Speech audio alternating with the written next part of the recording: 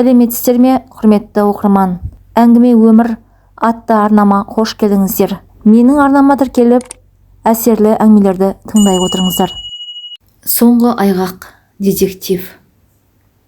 Бүгін қалада қарашаның қара суығы жоқ. Түнімен өңменен өткен ызғарды жапалақтап жауған қар басып жібергендей. Кешкісін жауған алғашқы қар әлі жерге толық жайыла қоймаған. Алматының тарихи Панфилов саябағы адамдардың бірен-саран ғана қалған салқын әрі тыныш кешкі көрінісіне толы еді. Баяу жел ағаш басындағы бірен-саран қалған жапырақтарды сыбдырлатып, ауада салқындық пен күздің ызғары сезіледі. Саябақтағы шамдар жарығын шашып, ағаш арасынан сығалап тұрғандай әсер қалдыратын. Әлім саябақтағы осы бір күзгі сұлулыққа көз тастап, әр сәттен ләззат алып келеді. Саябақтағы ескі ағаш орындықтардың бірінде жалғыз отырған әйелдің мұңға толы жүзін, көзінен баяу аққан жасы Әлімнің жүрегіне еріксіз әсер етті.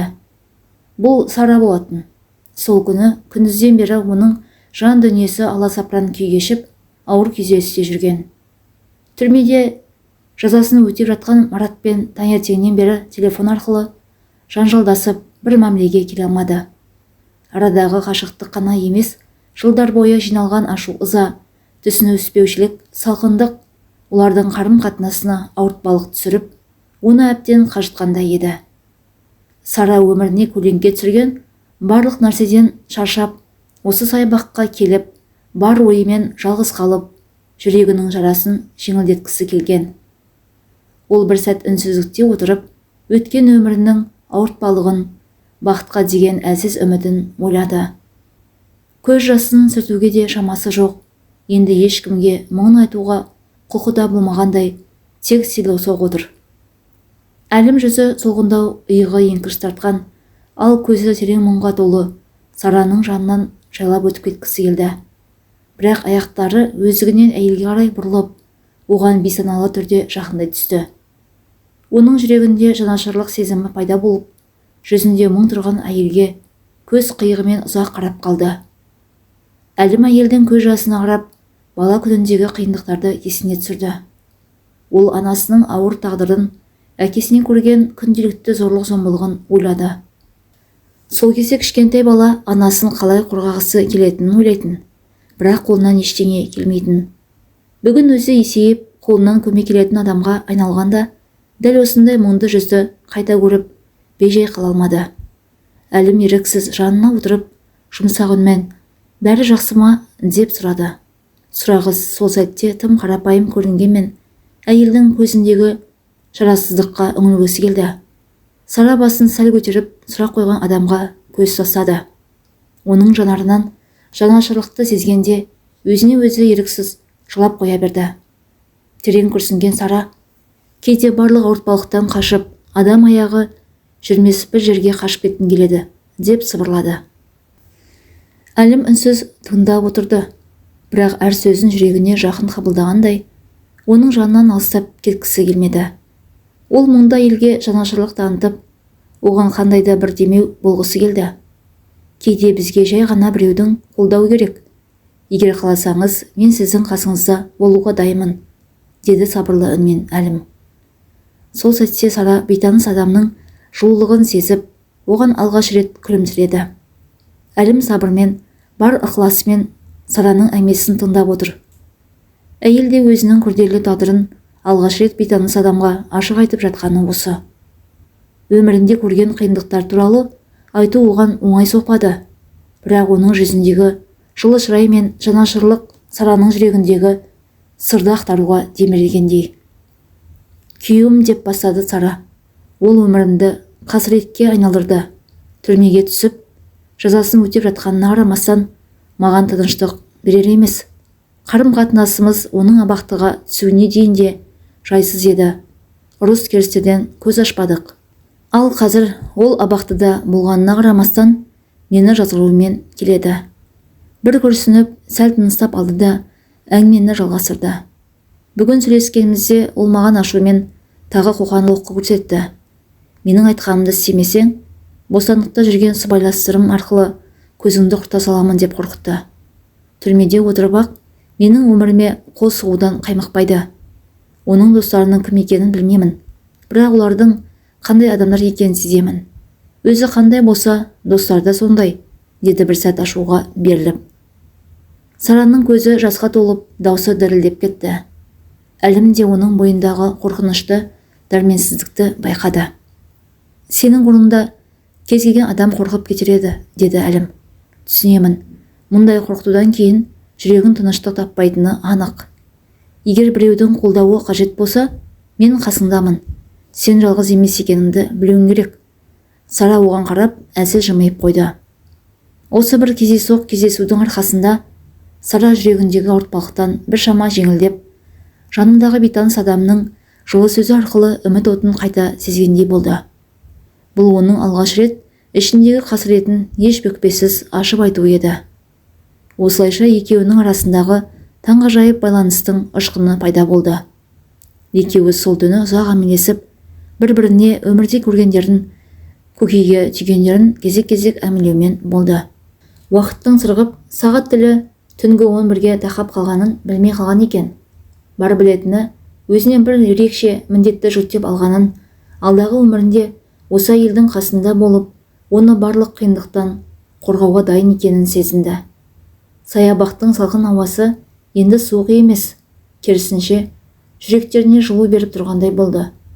Екеуінің тағдыры күтпеген жерден қиылысып, бір-біріне сүйеніш бола алатындай сезіммен түйіскен сәт еді. Сол кездесуден кейін Әлім мен Сара бір-бірін жиі іздейтін болды. Әлім күндер өткен сайын Сараға деген қызығушылықтың ғашықтыққа алып келерін түсінбеді. Оның жүріс-тұрысына, әңгіме айтқандағы көзқарасына, адаммен қарым-қатынас жасау тәсіліне сүйсінетін. Әрбір қоңырау, әрбір хабарлама олардың араларындағы байланысты тереңдете түсті. Олар кез келген мүмкіндікте сырласып, ұзақ сөйлесетін. Сараның күлкісі мен сыңғырлаған үні Әлімнің қарабайыр өтіп жатқан күңгірт күндерін нұрландырып, оның өміріне жаңа бояу енгізгендей болды. Ол үшін Сара жай ғана сүйікті адам емес, үміт отын қайта жандырған, болашаққа сенім берген бірегей жанға айналды. Сара да Әлімнің қасында өзін еркін сезініп, жаны тыныштық табатын. Өйткені Әлім оның ойындағысын көзінен ұғатын, оған айтқызбай сөзсіз қолдау білдіретін. Ұзақ үнсіз отырса да, бұл үнсіздіктің өзі олардың арасында терең байланыс орнатуға жетіп жататын. Қосқашық Алматы алақанындай болып көрінетін көктебеде шамдары жымыңдаған қаланың кешкі көрінісіне көз тастап отыр. Әлімнің көзіне көзі түйіскен Сара, мен сенімен бірге жүргенде өзімді бақытты сезінемін. Бұған дейін менің өмірімде мұндай сезім болған емес, деді сылла зүзігіп. Әлім де осыны күткендей. Бұл сезім екеуміздің бір-бірімізді тапқанымыздың белгісі, деді келіншекті бауырына басып. Арада 2 ай өтпей жатып, екеуі бір-біріне әбден бауыр басып, бір күн сөйлеспей қалса, жандарын қоярға жер таппай аласұрып кететін болды. Сара үшін Әлім қиындықтарды жеңуге күш беретін тірек, сүйеніш болса, Әлім үшін Сара жүрегін бақытқа бөлеп, өткен өмірінің қиындықтарын ұмыттырған шынайы махаббаттың нышаны еді. Екеуі де бұл қарым-қатынасты ұзаққа соза берудің қажеті жоқтығын анық түсінгендей, осы сәттен бастап бірге болуды шешіп, азаматтық некеге тұруға бел буды. Мұндай шешім олардың өмірлерін жаңа арнаға бұрып, болашаққа деген сенімдерін нығайта түсті. Енді олар бір шаңырақ астында өмір сүре бастады. Әлім барынша Сараның өміріндегі сүреңсіз күндерді сейілтіп, оның бақытты болуына жағдай жасады. Сара да оған барынша қамқорлық танытып, өткен қиындықтарды біртіндеп ұмытты.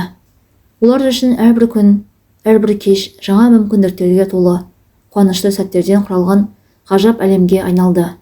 Алғашқы бірнеше ай бойы олардың махаббаты шынайы әрі кіршіксіз көрінгенмен, уақыт өте келе Әлімнің жүрегінде күмән мен қызғаныш ұялай бастады.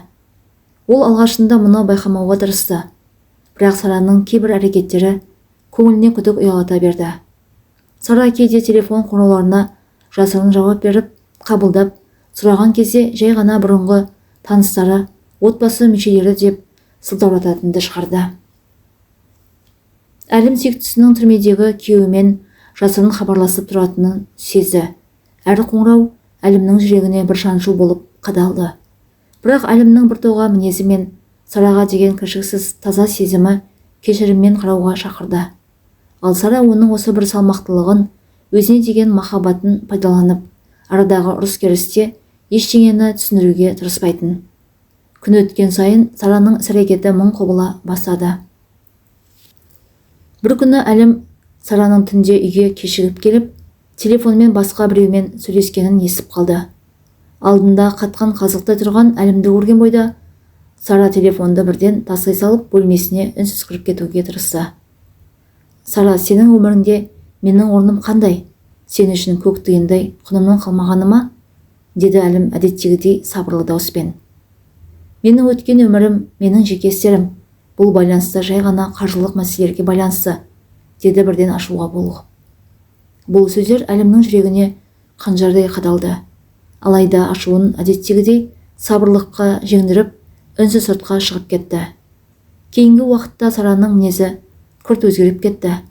Әлімнің өзін өлердей сүйетінін іштей жақсы білетін ол, білгенін істеуді әдетіне айналдыра бастады. Тіпті сырттағы теріс жүріс тұрысы көбейіп, үйге келмейтінді шығарды. Әлім жүрегі қызғаныштан тілімделіп жатса да, Сараға жұдырық жұмсамақ түгілі жүрегіне жара салатын сөз айтқан емес. Кейде ашуымен айқайға басқанмен, екеуара ұрыс-керістен басын алып қашып, ашуы басылғанша сыртта жүретін. Сырттай жұрт көзінде олар бақытты жұп болып көрінгенмен, шын мәнінде олардың арасында сезімдерге емес қызғанышқа, түсінбеушілікке құрылған қақтығыстар басталды. Бірақ бұл Сараны ойландырмайтын. Бүгінде әдетінше 2 апта бұрын қаладағы дәмхананың бірінде танысқан Айдоспен Сараның көңілі жарасып, қолтықтасып келе жатқан беті еді. Сылқ-сылқ еткен таныс күлкіге Жасұлан да жалт қараған.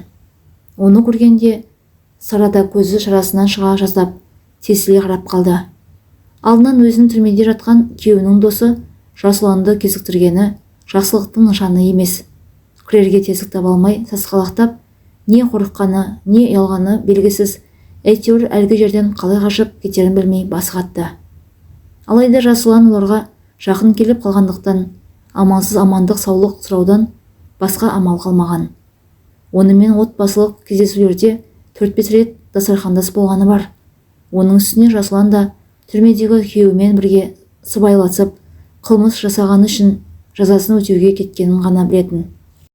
Әңгімелесе келе Жасұлан жақында ғана бостандыққа шыққанын жеткізді. Ол Сараның күйеуіне қажылай қолдау көрсететін бұрыннан хабардар. Оның үстіне досының әйелі бостандықта басқа еркекпен көңіл жарастырып жүргені Жасұланға бопсалау үшін тамаша мүмкіндік секілді көрінді. Себебі Сараның күйеуі де жақында бостандыққа шықпақ. Сондықтан ол Сарадан түрмедегі күйеуі Маратқа беретін қаржыдан өз үлесін талап ете бастады. Ал айтқанды бермесе, қос өмірін ашамын деп қорқытуға көшкен. Бұл уақытта жан жүрегі жаралы Әлімнің жан дүниесінде қызғаныш пен күйініш алма-кезек арпалысып жатты. Сұрақтары үнемі жауапсыз қалса да, ол Сараға деген кіршіксіз сезімді сақтап қалуға тырысатын. Бірде Әлім үйге ерте қайтып келген. Сыртқы есік алдында әлдебіреулердің сыбырласқанын байқады. Есікті баяу ашты. Үйдің бұрышында Жасұлан мен Сара әлдене туралы айтысып тұр. Сүйіктісінің жүзіне үрей мен ашудың белгісі анық байқалады. Ал Жасұлан оған бұйрық беріп, енді бірде Сараға қылмыңдағаны анық көрінеді. Қызғаныштан өртене жасап тұрса да, үй сыртындағы әңгімені соңына дейін тыңдағысы келді. Сен менің айтқаныма көнесің, Сара. Әйтпесе мен бәрін ақымақ күйеуіңе айтып беремін. Сенің кіммен жүретініңді, бөтен еркекпен азаматтық некеде тұрып жатқаныңды, қандай істермен айналысатыныңды бәрін жайып саламын, деді айғайға басып. Сара бірнеше секунд үнсіз қалды. Оның көздері мазасыздық пен қорқынышты сезіріп тұрғандай. Күйеуінің дойыр мінезін білетін Сараның бойын діріл басты. Соңғы уақыттарда Жасұланның орынсыз әрекеттері мен қоқан лоққылары Сараны шектен тыс шаршатып жіберді. Әсіресе Жасұланның жыныстық қатынас туралы ұсынысы одан сайын тығырыққа тірей берді. Күйеуің шығады жақында. Қалай қарсы аласың, ойладың ба? Әлде қолғапша ауыстыратын көп еркектеріңді тізімдеуге көмектессем екен? Әлде Маратқа үйіңе жазып алған? Бәрібір сен үшін күйеуің де, мына жаңа жігітің де ештеңе істей алмайды. Саған керек нәрсе менімен дұрыс қарым-қатынаста болу, деп арасында масаттанып қояды. Бұл көріністі бақылап тұрған Әлім бойындағы ашуын әрең тежеп тұрды. Сараның қыпша белінен ұстай бергенде қызғаныштың қызыл иті ішін тырналап өткен ол сыртқа атып шықты. Осы кезде ғана шарасыз қалған сүйіктісін мазақ етіп тұрған Жасұланды жерге алып ұрып, бетінен оңды-солды соққылай басады. Талай уақыттан бергі қызғаныш пен күдіктен туған ашу-ызаны қалай шығарарын білмей жүрген Әлімнің осынан көшеде кетіп бара жатқан бейтаныс адамдар Жасұланды әрең босатып алды. Жанжалдың соңы жақсылық әкелмесін Сара жақсы түсініп тұр. Тіпті бойын бұрынғыдан да қорқыныш билеген. Алайда арқа сүйер Әлімнің өзін кез келген бәле-жаладан қорғауға даяр екеніне анық көз жеткізді. Үйге келген кезде ғана бағана бері естіген қорлық сөздері құлақ түбінен қайта естіліп көз жасын тия алмай, мен бәрін тастап кеткім келеді Әлім, бірақ ол менен айырылмас. Жасұлан айтып отырғандай, Марат мені ешқашан оңайлықпен жібермейді. Оның үстіне достары да бар. Енді Жасұлан мен менің күйеуім екеуміздің біреуіміздің көзімізді құртпай, жанары жай таппайтынын сезіп тұрмын, деді жыларман болып. Әлгі оңбағанның айтпағаны жоқ. Көптен бері сенің артыңнан аңдып жүрген біліп жүрдім. Басқа қалада жаңа өмір бастайықшы жаным. Мен сенімен бірге кетемін. Не болса да бәріне дайынмын, деді құшағына қыса түсіп. Келесі күні екеуі қаладан қашудың жоспарын құрды. Олар ескі таныстардың көмегімен басқа қалаға, мүмкіндігінше тыныш әрі қауіпсіз аймаққа көшуді ғана ойлаған. Алайда бұл жоспарды жүзеге асыру оңай болмайтынын екеуі де іштей жақсы түсінетін. Жасұлан ақыры дегеніне жетіп, түрмедегі Маратқа бүкіл шындықты айтып салды. Бұл хабарды естіген Мараттың жүзі түнеріп кетті. Жасұланға ләм-мим деместен телефонның тұтқасын тастай салды. Дереу Сараға қоңырау шалған ол әй-шайға қарамастан айқайға басты. Қаншық бәсе, қажыны қайдан тауып келеді десем, артыңды сатып жүр екенсің ғой. Арам жолмен тапқан ақшаңнан әкелуді доғарып кеттің. Сөйтсем, сыртымнан тұрмысқа шығып алдым де. Ертең түрмеге келмейтін болсаң, лас денеңді бөлшектеп, етіңді қаңғыбас иттерге тастатқызамын, деді Марат.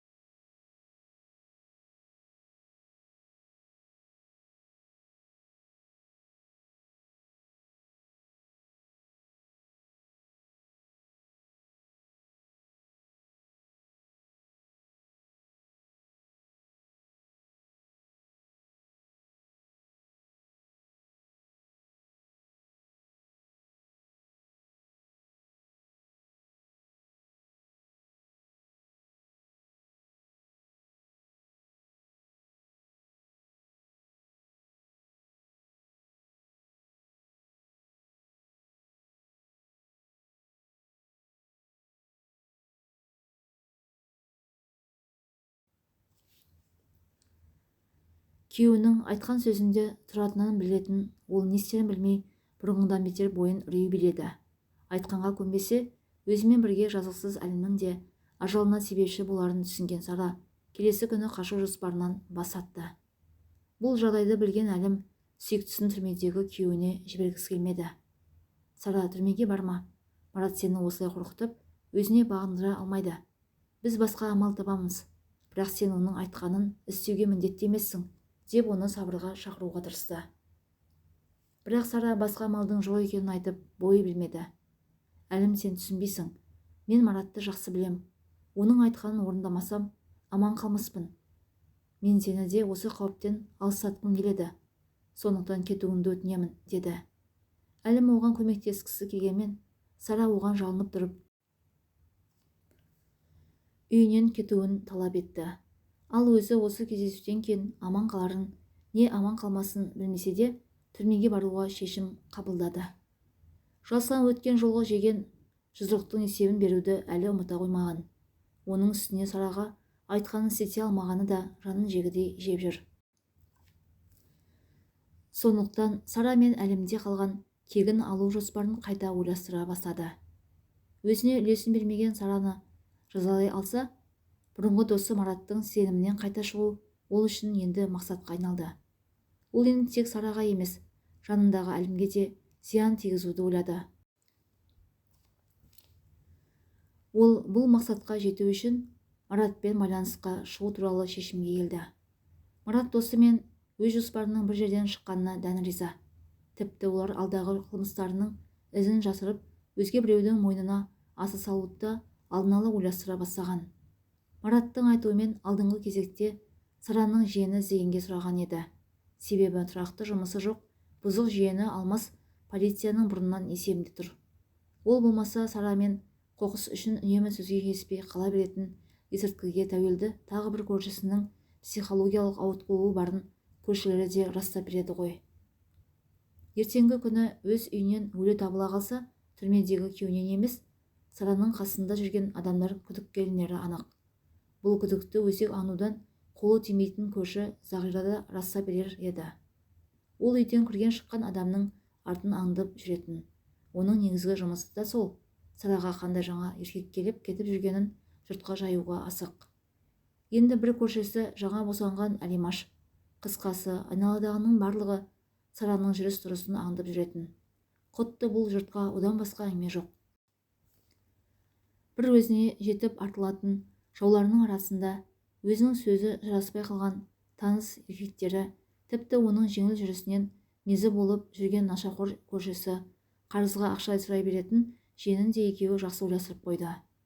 Сол күні кешке Сара түрмеге бару үшін дайындалып жатқан.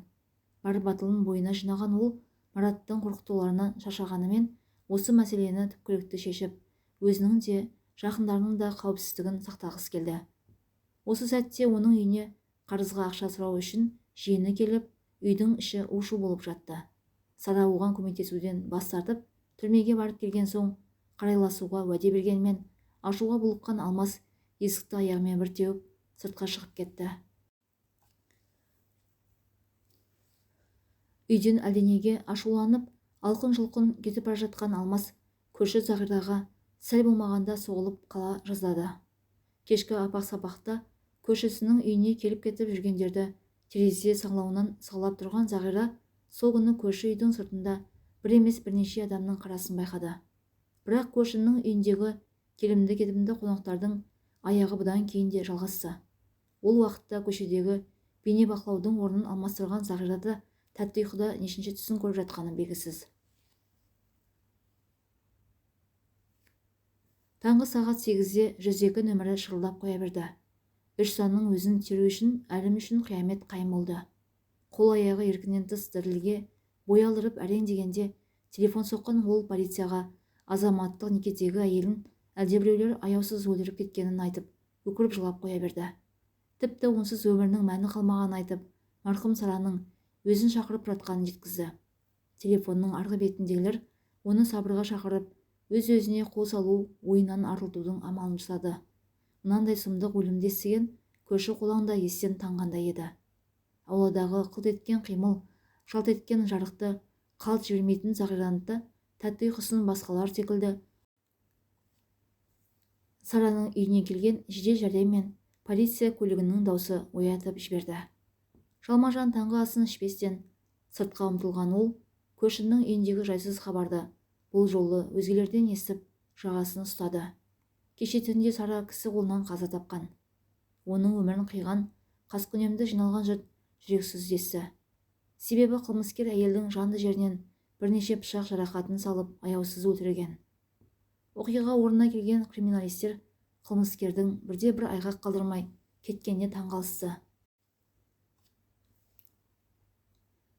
Жедел іздестіру тобының қолындағы бейнебақылау камерасына да үйге келген кеткендердің бет-жүзі анық түспеген. Алайда марқұмның өліміне қатысты күдіктерін тудырған бірнеше белгілерді байқады.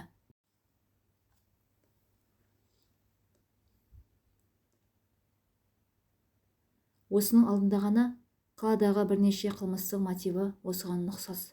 Біріншіден, оның денесіне салынған пышақ жарақаттары көптеген жерде қайталанған. Екіншіден, қылмыскер оның тек физикалық емес, эмоционалдық жанды жеріне де тиіп қатыгездікпен өлтірген. Бірақ нақты айғақтың жоқтығы тығырыққа тіреді. Сараның үйіне оқиға болған күні кірген адамдардың нақты есебін алу мүмкін болмады. Сондықтан тергеушілер тобының басшысы полковник Арыстанов марқұммен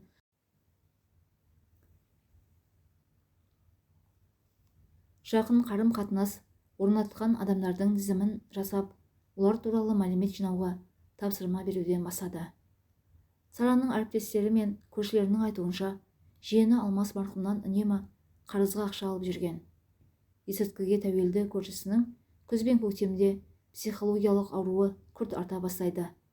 Түрмедегі күйеуі Марат Сара өз бақылауында ұстап, өзінің түрмеге тоғытылғанына кінәлау арқылы ақша босалайтын.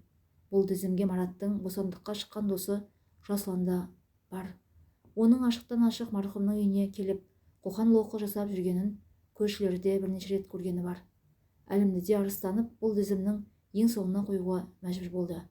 Азаматтық некедегі әйелінің жансыз денесін ең алғаш болып көргенімен, күдіктілердің қатарынан біржола тізіп тастай алмады. Сол үшін ол тізімдегілердің бәрін біртіндеп тергеуге шақырды. Әлім болса күн сайын қайғыға батып, өзін кінәлап жүр. Көрші қолаңда марқұмның қазасы үшін жаны күйзеліп жүрген оған барынша қолдау білдіріп бақты.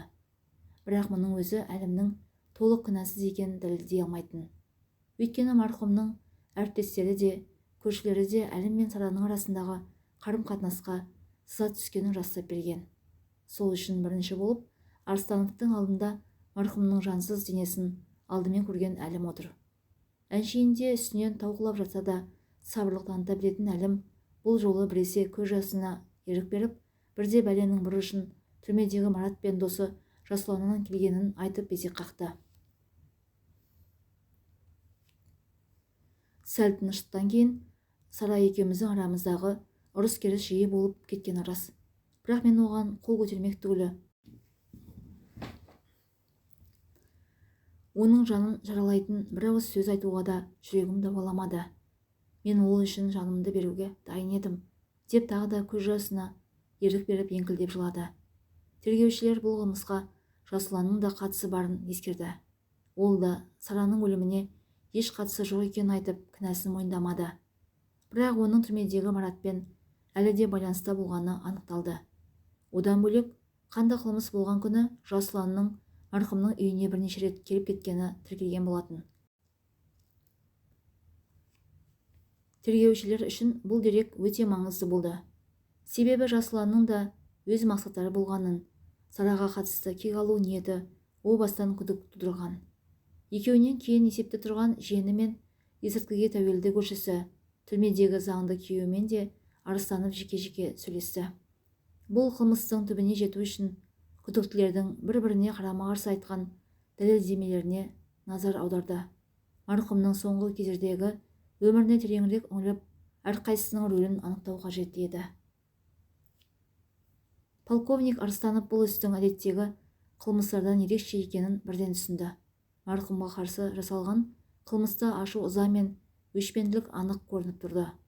Бірақ мұндай қатыгездікпен өлтіруді бір ғана емес, қастық ойлаған бірнеше адамның жасауы мүмкін деген ойда болды. Арыстанов Сараның үйіне жақын орналасқан бейнебақылау камераларының жазбаларын тағы да бір рет қарап шықты. Бірнеше рет жолаушылар, әсіресе көршілердің көрініп қалған бейнелерінен күдік тудыратын ерекше ештеңе байқамады. Күдіктілерді жеке-жеке тергеген сайын әрқайсысының әрекеттері мен мәлімдемелері бір-біріне қайшы келіп, оқиғаның нақты шындығын ашу қиынға соқты. Арыстановтың алдында әлі де болса жауапсыз қалған сұрақтар көп болды. Бұл тергеуді одан ары қиындатып, әрі күдіктінің өзіндік мотивтерін тереңірек зерттеуді қажет етті. Тергеу басқармасының бастығы Арыстанов марқұм әйелдің өміріндегі адамдардың әрқайсысына жеке-жеке талдау жасауды ұйғарды. Оның қылмысқа қатысты жасырын мәліметтері болмаса да, ол бір нәрсені анық ұқты. Қылмысты жасаған адам тек ашу ызадан ғана емес, өзін осындай әрекетке итермелеген ерекше себептен барған. Арыстанов әр күдіктінің тергеу барысында берген жауаптары мен іс-әрекетін көз алдына келді. Әлім сүйіктісінің өліміне әлі де көндіге алар емес. Ал түрмеде жатқан Марат соңғы айларда қажылық қиындық көріп, үнемі марқұмнан ақша талап етіп отырған. Алайда Мараттың түрмеде отырып тікелей қылмыс жасауға мүмкіндігі жоқ. Демек ол басқа адамды әрекет етуге итермелеген болуы мүмкін. Бұл жасұлан болуы мүмкін, өйткені оның марқұмды ұдайы қорқытып уысында ұстағаны, әрі айтқанын жүзеге асыра алмауы қылмысқа баруға итермелеген басты себеп болатын. Жиені Алмас та оны үнемі мазалап, қарызға ақша сұрауды әдетке айналдырған. Тіпті оқиға болған күні кешкісін үйден асығыс шығып бара жатқанын Зағира да растап берді. Марқұм жақында көршісінің есірткіге тәуелді екенін біліп қойып, полицияға хабар беремін деп қорқытқаны оның бұған қарсы ашуын туғызған. Оның соңғы уақытта Сараға деген жеккөрушілік сезімінің өсуі бұл қылмысты жасауына себеп болуы әбден ықтимал ғой.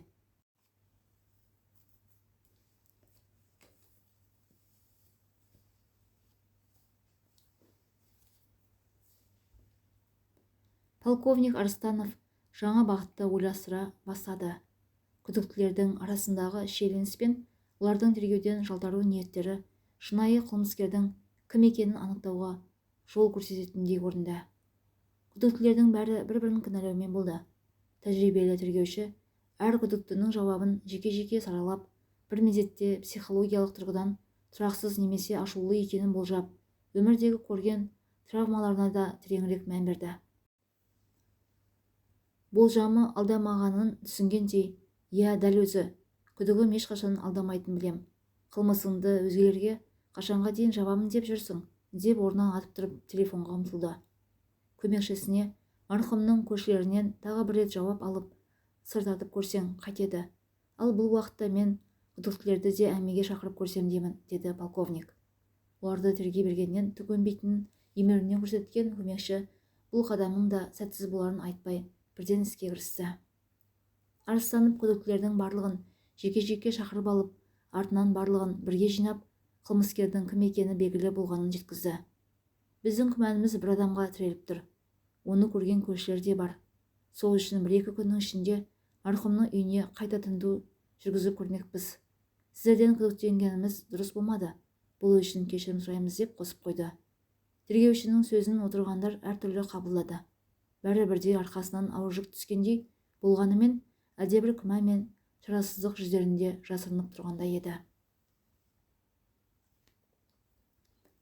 Ал сіздер өлімді бас салып менен көрдіңіздер. Бостандықтан енді ғана шығып, қайдағы бір әйел үшін түрмеге түсетін ойым жоқ екенін бірден айттым ғой. Бірақ сендер сотталғанымды бетіме баса бердіңдер. Бұрынғы қылмысым да осының күйеуінің айдағымен болған. Әйтпегенде қылмыс жасайтын ойымда жоқ еді, деді.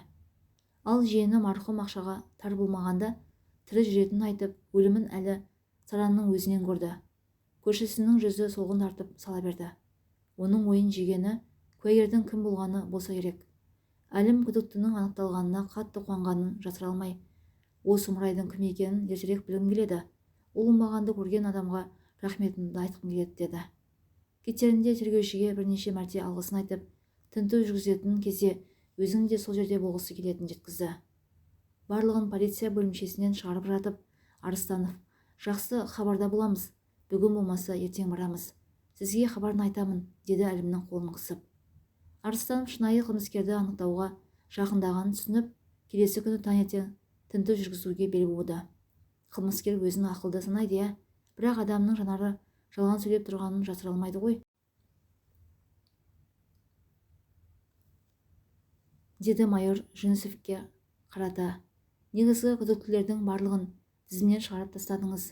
Енді кім қалды, дегендей сұраулы жүзбен қарады.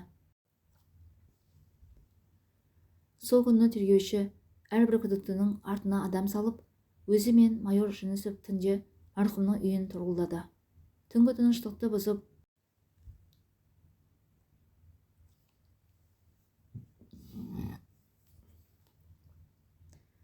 аулада біреу жүріп бара жатқандай дыбыс естілді. Көлеңке ішіндегі адам айналасына қарайлап қорқа-қорқа әрекет етіп жатыр. Көп күттірмей марқұмның үйінің маңынан әлдебір адам қарасы анық көрінді. Олар да бірден әрекетке көшпей, әлгінің не істейтінін сырттай көлік ішінде жасырынып бақылап отыр. Тек сыртқа шыққан кезде ғана әлгі адамның әлім екенін анық көрді. Көзі шарасынан шыққан майор Қандықол қылмыскердің қайғыдан қан жұтып, өзін мүжіп қоярға жер таппай жүрген азаматтық некедегі күйеуі екеніне сенер емес.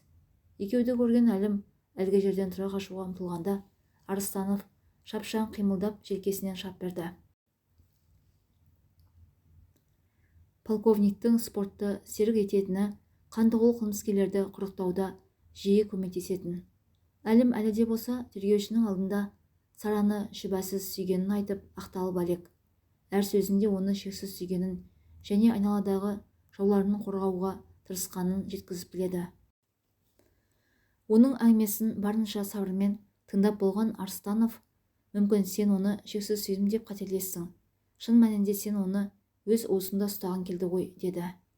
Әлім бір сәт үнсіз қалды, бірақ көзі шарасынан шыға, Сараны өлтіргім келмеді. Мен кінәлі емеспін. Ол менің сөзімді ешқашан тыңдаған емес. Сол күнінде түрмеге бармауын өтініп, үйіне бірнеше мәрте барып жалынып сұрадым. Бірақ айтқанынан қайтпады. Ашу үстінде өз-өзіме ие бола алмай қалдым, деп ақталуға тырысты.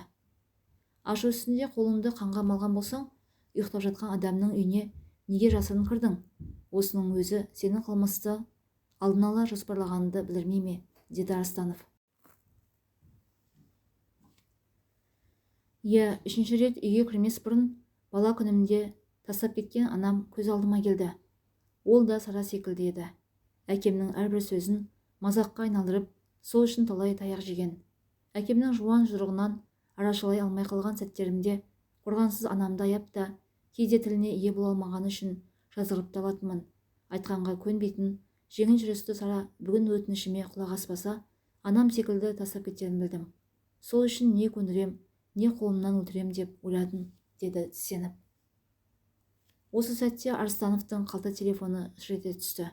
Түннің ішінде тергеу барысында қоңырау соққан көмекшісі қылмыскердің кім болуы мүмкін екенін асығыс-үсігіс жеткізіп жатыр. Куәгердің бірі марқұмның үйінен сол күні таңға жуық Әлімнің шығып бара жатқанын анық көргенін айтқан. Бұл марқұмның жас босанған көршісі Әлимаш еді. Ол оқиға болған күні кішкентайы түнімен ауырып, көз ілмеген соң ояу болғанын айтқан.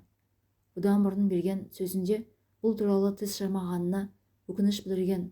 Ол өз өмірі мен баласы үшін қорыққанын жасырмаған. 2023 жылы сағат 7 шамасында кезекті жанжалдан кейін Әлім Сарамен қарым-қатынасты түсіну үшін келген. Ол түрмеде жазасын өтеп жатқан ресми некеде тұратын күйеуі Маратқа баруына қарсы екенін айтып, осы сапардан бас тартуға шақырады. Алайда олардың арасындағы әңгіме нәтиже бермеген. Ашумен үйден шығып кеткен Әлім бір сағаттан кейін қайта келеді.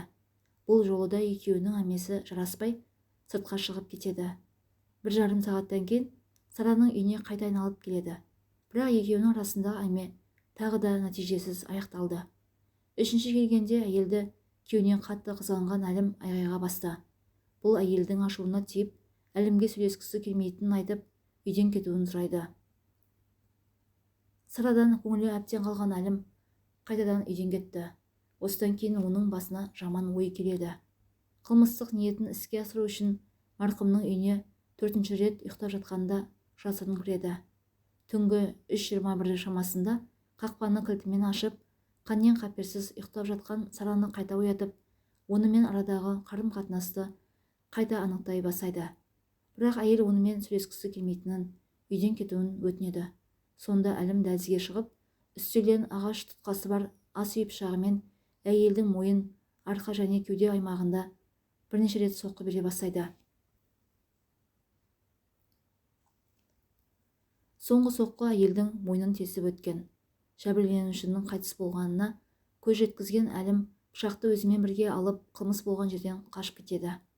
Осылайша полковник Арыстановтың табандылығы әділдікке деген адалдығы және адамның ең терең психологиялық әлсіздіктерін ашудағы шеберлігі қылмыскердің қолына кісен салуға көмектесті. Әлімнің қылмысын мойындауы тергеуші түйсігінен, бақылауы мен әділдігінен айлакерліктің жоғары болмайтынын көрсетті. Тергеу аяқталғанмен, полковник Арыстанов үшін бұл кәсіби өміріндегі тағы бір сабақ еді.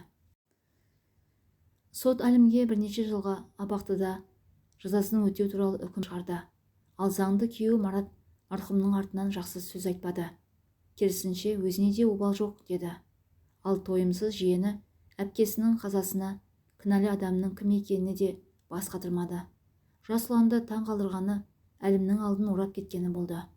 Өліп өшкен адамын өлім құштырған адамнан асқан қандықол қылмыскер жоқ шығар сірә деп ойлады. Есірткіге тәуелді көршісі әдеттегі өмір сүру салтына өшкен.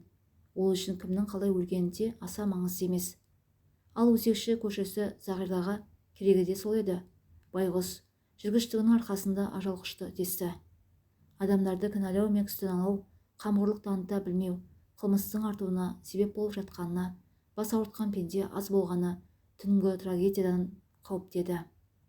Полковник Арыстанов соттың шешімін естіген соң әрбір куәгер мен жақын адамның трагедияға деген салқындық көзқарасын бақылап, бұл жағдайдың нағыз себептерін ой елегінен өткізді.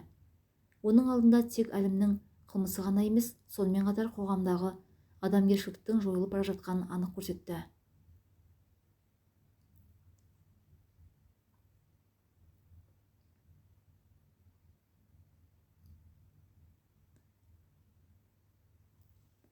Қылмыскер тек кінәсін мойындап жазасын алды, бірақ қоғамдағы адамдардың немқұрайлығы мен жүрексіздігі қылмыскерлерді өсіреді екен.